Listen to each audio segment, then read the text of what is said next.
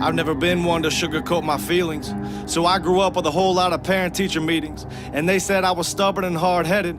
I always felt like I was a coward if I felt something but never said it. And my dad told me not to let bad teachers bother me. Mom said don't sweat it, so I never let it.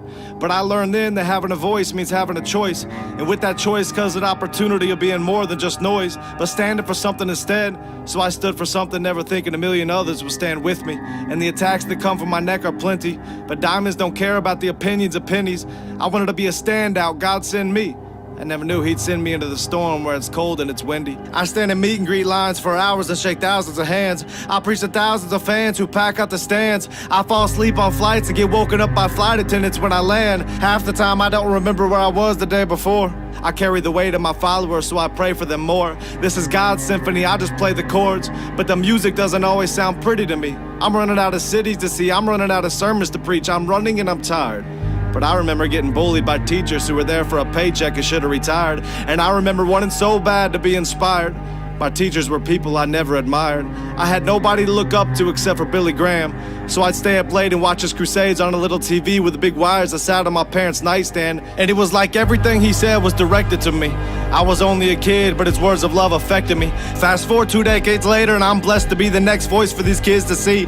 And if I had one wish, I'd wish they wouldn't see the mess in me, but rather the best of me, so they can have someone to speak into their life if nobody else isn't. And that's my mission, and that's the vision. And it's directed to anybody out there who listen. I want to rock this generation and bring change to a culture that tells kids they're here by mistake. They tell students they're going back to the dirt when they leave this place.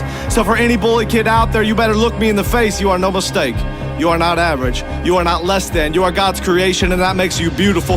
I don't expect your teachers to be truthful. I don't expect their PowerPoints to be useful, because there is no power in their points. There is no life in their joints. So take it from someone who doesn't teach but does. Take it from someone who found a way to rise above. Take it from someone who doesn't talk about current affairs but is currently an affair. You are rare, you matter, and you have the ability to be great. Teachers and textbooks don't determine your fate. God does, and he sees you. Teachers who hurt you are just people who bleed too.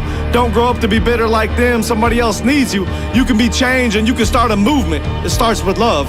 You just have to choose it.